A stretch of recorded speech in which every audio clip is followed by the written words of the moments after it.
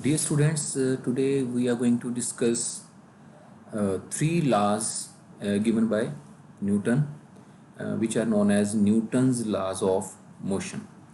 So let's discuss the very first law, which is known as Newton's first law of motion. ਸਭ ਤੋਂ ਪਹਿਲਾਂ ਅਸੀਂ Newton's first law of motion ਜਿਹੜਾ ਹੈ ਉਸ ਨੂੰ ਡਿਸਕਸ ਕਰਾਂਗੇ। ਉਸ ਨੂੰ ਡਿਸਕਸ ਕਰਨ ਵਾਸਤੇ ਅਸੀਂ ਦੋ ਸਿਚੁਏਸ਼ਨਸ ਲੈਂਦੇ ਹਾਂ ਕਿਸੇ ਆਬਜੈਕਟ ਦੀ ਜਾਂ ਕਿਸੇ ਬੋਡੀਜ਼ ਦੀਆਂ। ਆਪਣੇ ਕੋਲ for example hair is one object and it is in the state of rest. ਇਹ ਆਪਣੇ ਕੋਲ ਇੱਕ ਬੋਡੀ ਹੈ। ਇਸ ਬੋਡੀ ਦੀ ਵੈਲੋਸਿਟੀ ਕਿੰਨੀ ਆਪਣੇ ਕੋਲ 0 ਹੈ। This means this object is in the state of rest। ठीक है, ये अपनी पोजीशन में with respect to surroundings ਜਿਹੜੀ ਹੈ ਉਹ चेंज नहीं कर रही है, इसलिए ਅਸੀਂ ਇਸ बॉडी ਨੂੰ ਕੀ ਮੰਨਾਂਗੇ in the state of rest ਮੰਨਾਂਗੇ। और दूसरी बॉडी अपने कोल है which is moving with a constant velocity along a straight line path। means in the magnitude of velocity भी constant है और direction भी की है constant है। this means you can say this object is in the state of uniform motion। object uniform motion च किदों हुंदी है जदों इस दी velocity की रहिंदी है अपने कोल constant रहिंदी। velocity remains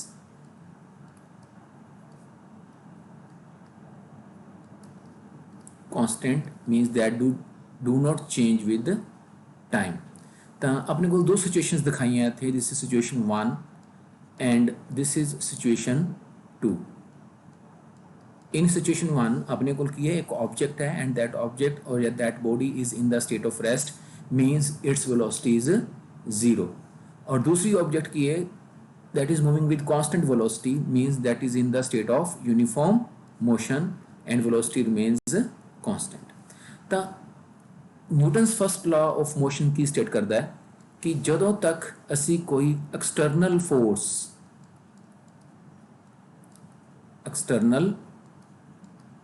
ਫੋਰਸ ਨਹੀਂ ਲਗਾਉਂਦੇ ਕਿਸੇ ਬੋਡੀ ਦੇ ਉੱਪਰ, means F is equal to ਕਿੰਨਾ ਆਪਣੇ ਕੋਲ 0 ਹੈ, ਉਦੋਂ ਤੱਕ ਜੇ ਕੋਈ body in the state of rest ਹੈ, ਠੀਕ ਹੈ, तो that will continue to be in the state of rest। ਜਾਂ ਫਿਰ कोई बॉडी जेकर in the state of uniform motion है तो that will remain in the state of uniform motion। कदों तक, ਜਦੋਂ तक उस बॉडी के ऊपर कोई एक्सटर्नल फोर्स नहीं लगाई जाती। ठीक है, मतलब जो तक किसी बॉडी के ऊपर एक्सटर्नल फोर्स 0 है, बाहरों असी कोई उन्हें फोर्स नहीं लगाते, उदों तक वो जे कोई body in the state of rest है तो रेस्ट च रहेगी, ਜਾਂ in the state of uniform motion है तो की रहेगी in the state of uniform motion रहेगी। तो this is Newton's first law of motion. तो Newton's first law of motion की स्टेट करता है कि एक body continue to be in the state of rest or uniform motion until it is compelled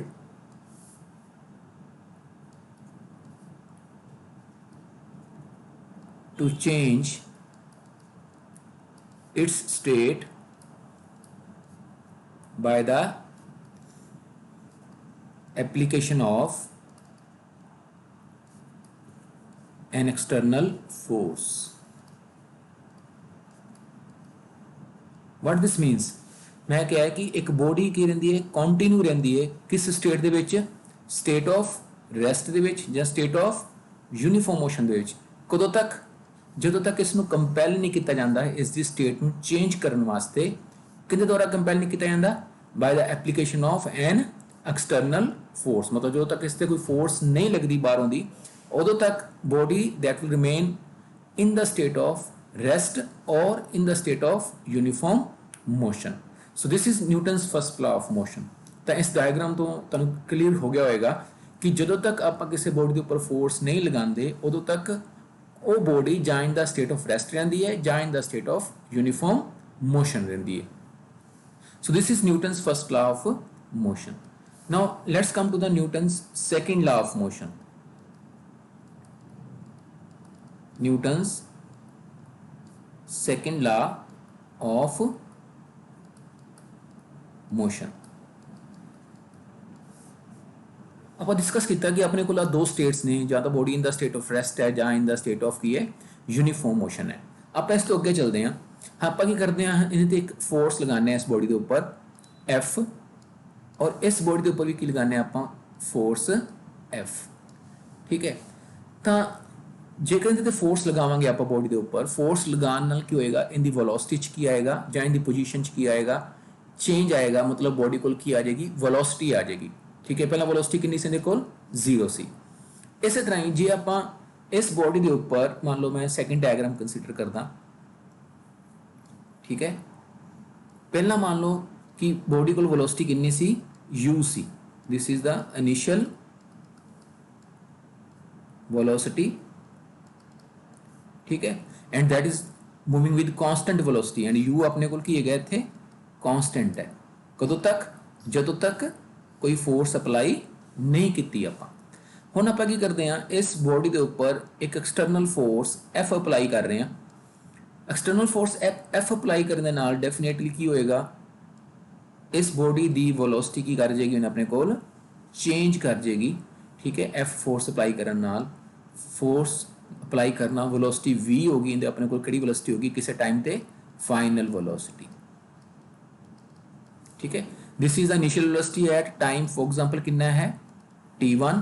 this is the final velocity at time कितना है, t2। तो जो चेंज इन वेलोसिटी हुई है अपने को फ्रॉम u टू v, पहला velocity कितनी सी u, चेंज होकर कितनी होगी v। Why this change occurs, ये चेंज क्यों हैपन होया, ये चेंज क्यों अकर किया, due to the application of the force। this change occur due to application of force।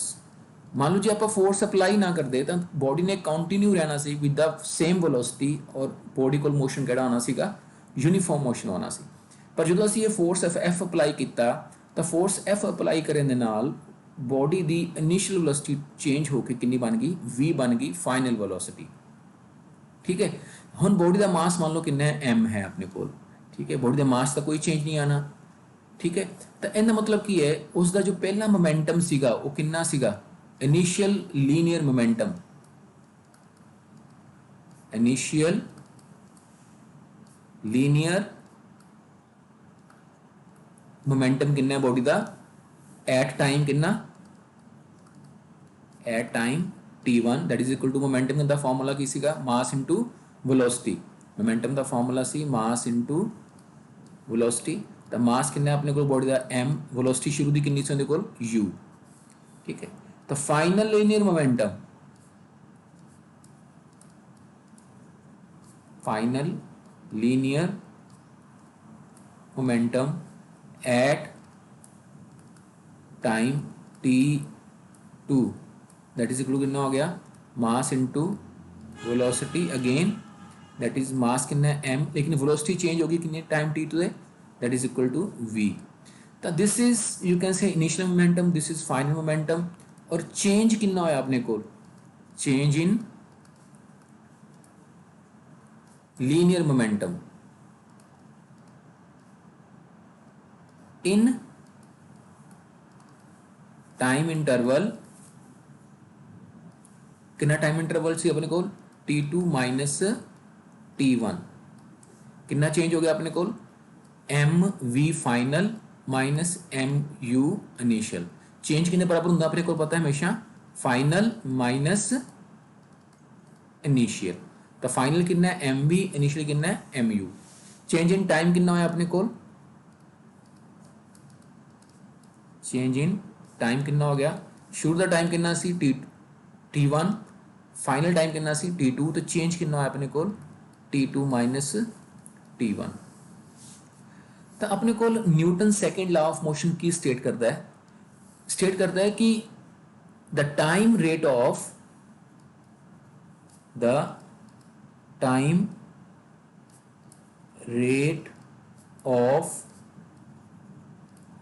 change in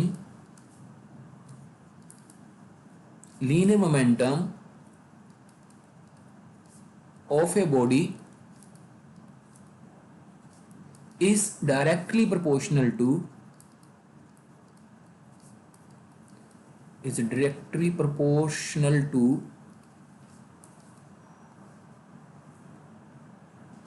external force applied on the body to produce that change। इसका मतलब कि अपने को कि जो इस बॉडी का अपने को की होया मोमेंटम चेंज होया कितने टाइम च चेंज होया T2 minus T1 they which. The time rate of change of linear momentum का मतलब की है mv minus mu divided by T2 minus T1। what this is time rate of change of linear momentum। Time rate of change of linear momentum का मतलब की होंदा है कि change in momentum per unit time. T2 minus T1 दे विच कितना change होया momentum mv minus u, तो एक टाइम च कितना चेंज होएगा mv minus u divided by T2 minus T1। तो इस टर्म ਨੂੰ ਆਪਾਂ ਕੀ ਬੋਲਾਂਗੇ mv माइनस mu ਨੂੰ ਆਪਾਂ ਕੀ ਬੋਲਾਂਗੇ mv माइनस mu ਨੂੰ ਕੀ ਬੋਲਾਂਗੇ change in linear momentum divided by change in time. ਇਹਨੂੰ ਕੀ ਬੋਲਾਂਗੇ time rate of change of linear momentum, मतलब change in linear momentum per unit time. What is this means change in linear momentum per unit time. ठीक है जी। तो Newton second लगे कहता है कि time rate of change of linear momentum of a body is directly proportional to external force applied on the body। F external force ਜਿਹੜੀ apply ਕੀਤੀ ਹੈ ਆਪਾਂ ਕਿਸੇ ਬੋਡੀ ਦੇ ਉੱਪਰ, ਔਰ ਇਸ F external force ਦੇ ਕਰਕੇ ਹੀ ਬੋਡੀ ਦਾ ਕੀ ਹੋਇਆ ਮੋਮੈਂਟਮ ਚੇਂਜ ਹੋਇਆ। ਜਿੰਨਾ ਫੋਰਸ ਜ਼ਿਆਦਾ ਵੱਧਦਾ ਰਹੇਗਾ ਦਾ ਮਤਲਬ ਕੀ ਹੈ ਜਿੰਨਾ ਫੋਰਸ ਜ਼ਿਆਦਾ ਵੱਧਦਾ ਰਹੇਗਾ ਉਹਨਾਂ rate of change of momentum ਵੀ ਬੋਡੀ ਦਾ ਕੀ ਹੋਏਗਾ ਜ਼ਿਆਦਾ ਚੇਂਜ ਹੋਏਗਾ। ठीक है। the F external is directly proportional to m rate of change of linear momentum and this is a Newton's second law of motion। तो अपने को जो proportionality ਨੂੰ खत्म करते हैं ਆਪਾਂ ਤਾਂ F is equal to ਕੀ ਆਏਗਾ proportionality ਨੂੰ खत्म ਕਰਨ ਵਾਸਤੇ ਆਪਾਂ ਇੱਕ constant ਲਗਾ ਦੇਣੀ ਹੁੰਦੇ ਆ K that is mv minus mu divided by T2 minus T1। ठीक है। बट इतने के की वैल्यू जो कांस्टेंट है उनकी वैल्यू आप कितनी कंसिडर करनी है 1, that is equal to unity. ठीक है। जे ਅਸੀਂ इस वैल्यू ਨੂੰ 1 कंसिडर करते हैं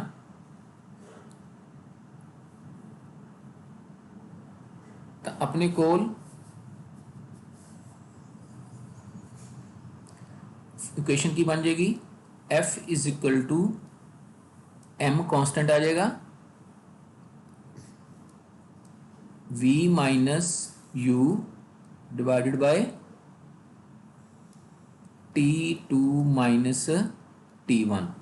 ਹੁਣ ਤੁਸੀਂ ਕੀ ਦੇਖ ਰਹੇ ਹੋ ਇੱਥੇ v minus u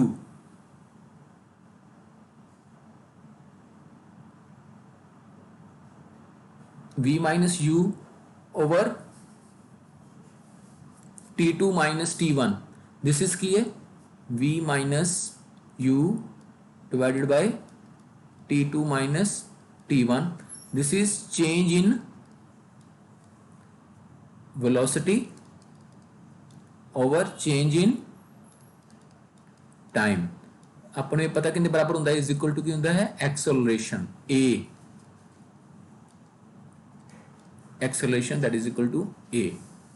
तो इस वैल्यू ਨੂੰ पुट ਕਰਨ ਤੇ f is equal to formula की आ गया मास इनटू एक्सेलरेशन, और इन वेक्टर फॉर्म की बन जाएगा f vector is equal to a acceleration. So this is the expression for the force, that is force is defined as product of mass into acceleration. Force is defined as product of mass into acceleration. So this is expression for the, you can say, force acting on a body. Now next इस चंदा अपने को force की अपने को it is a vector quantity. Force is a vector quantity means it has both magnitude as well as direction. ठीक है, और फोर्स का अपने को डायमेंशनल फार्मूला की होएगा, डायमेंशनल फार्मूला की होएगा ना फोर्स का, that is equal to mass की अपने को m1, और एक्सेलरेशन का फार्मूला की सीगा l1t minus 2। So it's dimensional formula will be m1 l1t minus 2। Next ने चाहता अपने को कि फोर्स दे यूनिट की ने अपने को units of force, units of force. तो फोर्स दे अपने को की ने दो तरह के यूनिट्स होंगे ने, one is known as absolute units, absolute units, और सेकंड अपने को होंगे ने that is gravitational units, gravitational units, absolute units and gravitational units. Absolute units केड़े होंगे ने, एब्सोल्यूट यूनिट्स अपने को दो तरह के ने, एक तो SI सिस्टम दे विच और एक CGI दे विच। एक SI सिस्टम और दूसरा केड़ा अपने को CGS सिस्टम। SI सिस्टम दे विच अपने को यूनिट ऑफ फोर्स की होंदा है दैट इज न्यूटन, और इनको लिखते हैं कैपिटल N।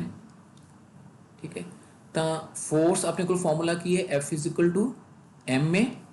तो फोर्स अपने को 1 न्यूटन कदों होएगी जदों 1 kg मास दे विच अपने को एक्सेलरेशन कितनी प्रोड्यूस होंदी है 1 मीटर पर सेकंड स्क्वायर। तो इथों अपन को पता लगता है, असं कह सकते हैं कि force is said to be of 1 newton when it produces an acceleration of 1 meter per second square in a body of mass 1 kg। मतलब मेरे को एक बॉडी है, उस बॉडी का मास कितना है 1 kg है, और इन्हें मैं की अप्लाई करदा, एक फोर्स अप्लाई करदा। फोर्स अप्लाई करन ते इस बॉडी को जो एक्सेलरेशन आ जाती है कितनी आ जाती है 1 मीटर पर सेकंड स्क्वायर। तो डेफिनेटली इन दैट केस जी फोर्स अप्लाई हो रही होगी इत्थे कितनी होएगी 1 न्यूटन की होएगी। सो दिस इज यू कैन से डेफिनेशन ऑफ 1 न्यूटन। तो जे असी CGS सिस्टम की गल करिए तो CGS सिस्टम दे विच अपने कोल जिहड़ा यूनिट है that is known as dyne. Dyne इनू शॉर्ट क्यों लिखते हैं डाइन। तो force again is equal to कितना है मास इनटू एक्सेलरेशन। तो फोर्स अपने कोल 1 डाइन ਤੇ ਕਿਦੋਂ ਹੋਏਗੀ? ਜਦੋਂ 1 ਗ੍ਰਾਮ ਮਾਸ ਦੇ ਵਿੱਚ ਆਪਣੇ ਕੋਲ ਐਕਸਲੇਸ਼ਨ ਕਿੰਨੀ ਪ੍ਰੋਡਿਊਸ ਹੋਏਗੀ? 1 ਸੈਂਟੀਮੀਟਰ ਪਰ ਸੈਕਿੰਡ ਸਕੁਏਅਰ ਦੀ। ਤਾਂ ਫੋਰਸ ਜਿਹੜੀ ਹੈ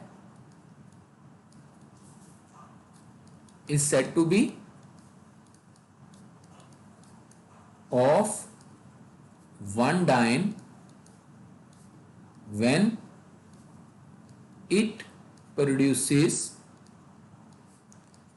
an acceleration of 1 centimeter per second square in a body of 1 gram। मतलब कि इसका कि मान लो एक बॉडी है मेरे को, उस बॉडी का मास कितना है 1 ग्राम। तो जिस ते फोर्स अप्लाई करते हैं और फोर्स अप्लाई करने तो बाद इस दे विच एक्सलेशन कितनी आ जाती है 1 सेंटीमीटर पर सैकेंड स्क्वेयर दी। तो डेफिनेटली जी फोर्स अप्लाई की होगी वो कितनी होएगी? That will be of 1 dyne. ठीक है। तो इस तरह अपने को एब्सोल्यूट यूनिट्स जो दो तरह के सी, और ऐसे ही अपने को न्यूटन है और CGS अपने को की है दैट इज डाइन। ठीक है जी। नैक्सट अपने को आते हैं ग्रेविटेशनल यूनिट्स। ग्रेविटेशनल यूनिट्स भी अपने को दो ही तरह के ने, इन SI and in CGS।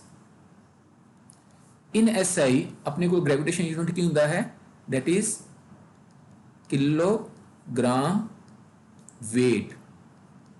Kilogram weight ਜਾਂ ਸ਼ਾਰਟ 'ਚ ਲਿਖਦੇ ਨੇ ਇਹਨੂੰ kg वेट लिख लेंगे ने। ठीक है। तो सिमिलरली CGS च की होएगा अपने को that is gram weight that is G weight लिख लेंगे शॉर्ट दे विच।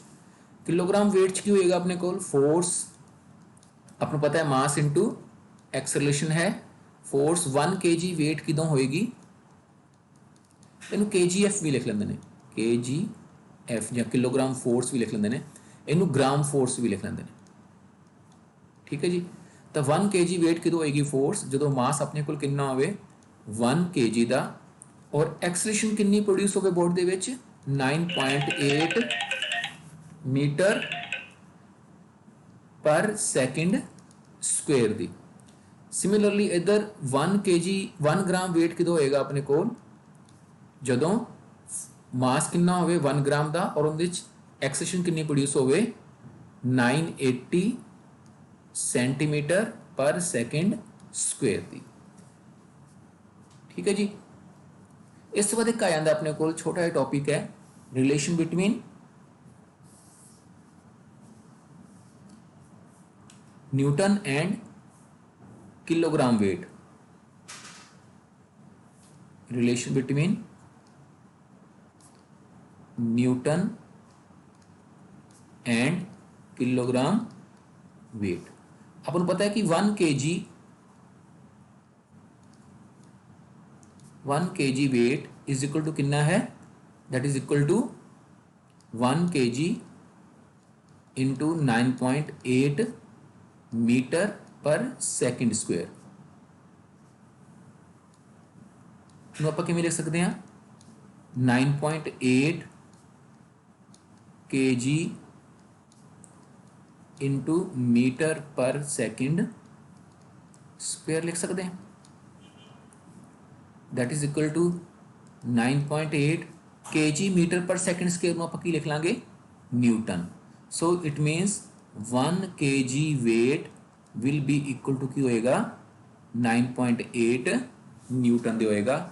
और similarly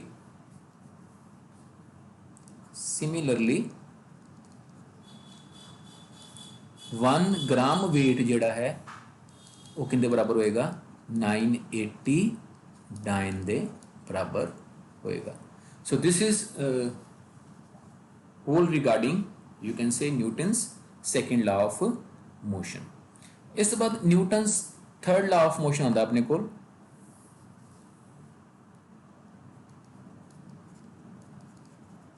Newton's third law of motion. What this law states? This law states that for every action,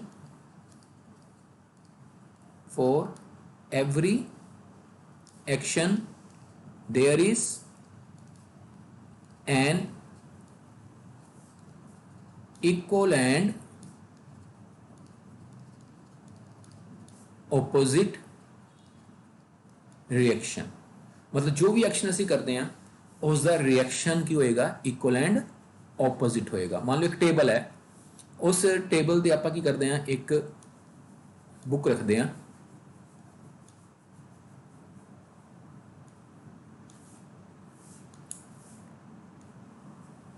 ठीक है, और this is table and this is book. तो आपको पता है कि जो टेबल बुक होएगी that will apply a force equal to its weight in the downward direction, ठीक है। फोर्स कितनी है, that is equal to its weight, ठीक है। और जी फोर्स अप्लाई करेगी बुक ऑन द टेबल उसमें आप किमें डिनोट करते हैं, force applied by book on the table. This means force applied by book on table। और इसका उल्ट की होएगा, अपने को जो टेबल होएगा वो बुक ते फोर्स अप्लाई करेगा, ठीक है। This is the force applied bye table on the book, force applied by table on the book। हम अपने को Newton's third law of motion की कहता है कि जिहड़ियां दोनों फोर्सेस ने F B T that will be equal to होएगी minus of F T B. मतलब force applied by book on table will be equal to force applied on table on the book, but their direction will be opposite to each other। और जे असी पूरे system की गल करिए तो अपने कोल की होएगा F B T plus F T B that is equal to 0। मतलब अपने कोल पूरे सिस्टम के उपर नैट फोर्स कितनी लग रही है, 0 लग रही है, ठीक है। और एक चीज़ का ख्याल रखना है कि ये फोर्सेस जड़ियाँ ने they will not cancel each other, these forces will not cancel each other because they are acting on the different bodies। the action and reaction forces ਜਿਹੜੀਆਂ ਨੇ they don't cancel each other because they are acting on the you can say different bodies। FBT ਜਿਹੜੀ force ਹੈ ਉਹ table ਤੇ ਲੱਗ ਰਹੀ ਹੈ और FTB ਜਿਹੜੀ force ਹੈ ਉਹ ਕਿੰਨੇ ਤੇ ਲੱਗ ਰਹੀ ਹੈ, ਬੁੱਕ ਤੇ ਲੱਗ ਰਹੀ ਹੈ। ਜੇ ਅਸੀਂ ਪੂਰੇ ਸਿਸਟਮ ਦੀ ਗੱਲ ਕਰੀਏ, ਪੂਰੇ system the book table the, then in that case F resultant ਜਿਹੜੀ ਹੈ that will be equal to ਕਿੰਨੀ ਹੋਏਗੀ, 0 ਹੋਏਗੀ। सो this is Newton's third law of motion. तो अज असी तीनों न्यूटन्स के लॉ जोड़े ने वो डिस्कस किए हैं 1 बाय 1। होपफुली तुम सारे समझ लग गए होंगे। अज वास्ते आप इन्ना ही करते हैं। Thanks and have a nice day.